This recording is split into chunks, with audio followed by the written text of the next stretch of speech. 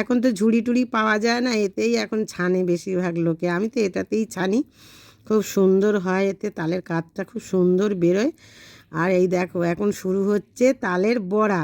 আর Arghyadip video করছে আর বলছে কখন তালের বড়া করবে, আমি খাবো। এখানে আধখানা নারকেল দিয়েছি আর সুজি হাফটা ভিজিয়ে রেখেছিলাম, সেটা অনেকক্ষণ আগেই ভিজিয়ে রেখেছিলাম। এই মৌরিটা ছিল পুজোর দিনের, এই মৌরিটাও দিয়ে দিলাম। ওই মৌরিটা দিলে খুব ভালো হয় তালের বড়াটা। আর এখন আমি দিয়ে দিলাম চিনি, সব পরিমাপ মতো করা ছিল, হিসাব মতো সব করে রেখেছি কতটা কি লাগবে। এখন আটা দেবো, পুজোর দিন ময়দা দিয়ে করেছিলাম, আর আজকে ঘরে আটা ছিল, ময়দাটা ছিল না, সেই জন্য আটা দিয়েই করলাম।